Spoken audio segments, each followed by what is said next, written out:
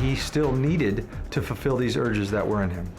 But Daniel Furlong's perverted and murderous ambitions had just been brought to a sudden halt by a brave 10-year-old girl.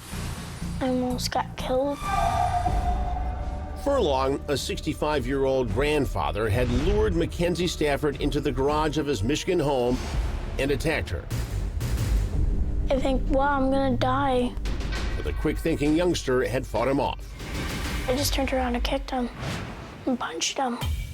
Escaping his evil clutches and leading police to the door of the elusive maniac who had murdered 11-year-old Jodi Parrack 8 years earlier. He was not on our radar until she came along.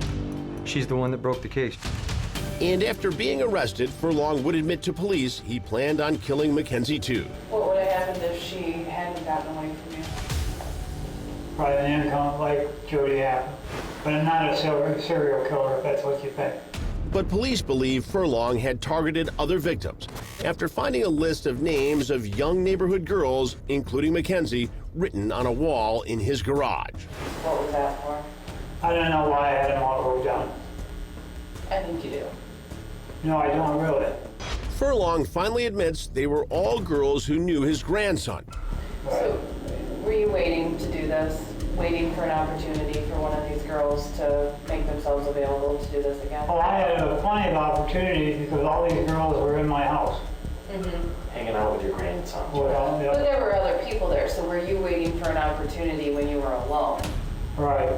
Detectives want to know if he's killed other children, including 6-year-old Brittany Beers, another local girl who went missing 10 years before Jodi's murder. That's the purpose of this, is to tell us what you've done. Everything, completely, fully, truthfully. I killed Jodi and that's it.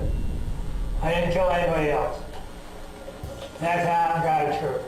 But detectives are skeptical, and a furious prosecutor storms into the interrogation room to threaten Furlong with a polygraph test and dire consequences if he's found to be lying.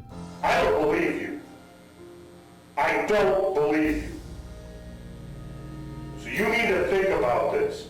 You need to think about everything real hard in the next 15 or 20 minutes before you're strapped up to that machine. And if you want to talk to these guys, you do it. This is it. I'm giving you immunity. You're not going to be held accountable. It's not going to change the amount of jail time you're given. Your goose is cooked. Furlong again swears Jodi was his sole victim. Well, I'm not taking the fall for another girl, I'll tell you that now. But Furlong would tell in sickening detail how he murdered Jodi after laying in wait for her. What were you ready for? Probably a sexual encounter.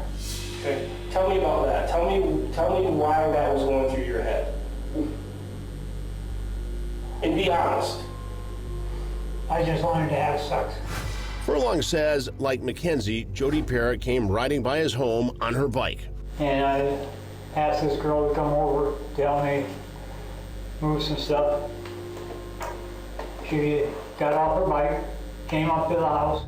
Then Furlong says he grabbed Jodi, threw her onto some steps in the rear of the house, and bound her hands behind her back with zip ties. That's when I dragged her into the garage. Furlong tells detectives Jodi began pleading with him. She said, please let me go, let me go. I said, honey, I can't let you go right now. He says he then put her in a boat he kept in the garage, climbed in with her, and undid her blouse.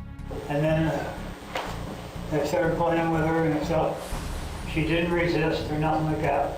Did she say anything to you? Yeah, she did. She said, stop, stop. And she said, I'll come back. Well, in my mind, I thought, yeah, you're not, you know. You knew you were in big trouble if you let her go. Yep. So that's when I thought, no, I'm not going to let this happen. Furlong says he began to panic. That's when I decided, well, I think I better just get her somewhere where she, where I can get rid of her. He tells detectives he then tied a plastic bag around Jodi's head. I just pulled the strings around like this with the handles of the bag around the back of her neck. And he says her body finally went limp. That's when she passed out. Furlong says he left the bag tied around Jodi's head as he dragged her out of the boat, put her in his truck, and took her to the cemetery near her home. She was probably dead by the time I got her in the cemetery. He says he dragged Jodi's body from the truck and laid her to rest at somebody else's grave. Took the bag off her face and got the wire ties. Lay her on the ground. I put the bike lay her on the ground. State Police cold case boss, Detective Sergeant Shane Krieger, says he was shocked as he sat opposite Furlong helping to get his confession. There was no emotion in him whatsoever, no remorse, nothing. Jodi's mother asked our Andrea Isom to show her some parts of the police interrogation she hadn't seen before. He pretty much just said it nonchalantly, what he did to her while he was eating, smoking a cigarette. Got any more cream sugar? But anyway. Talking about it like he's talking about he went to the fair yesterday.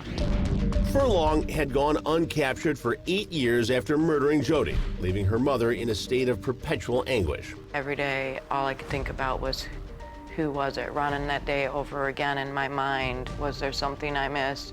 And Furlong would also silently watch as Raymond McCann's life fell apart after being wrongly suspected of being Jodi's murderer all that time. You saw everything in the paper about what was going on with him.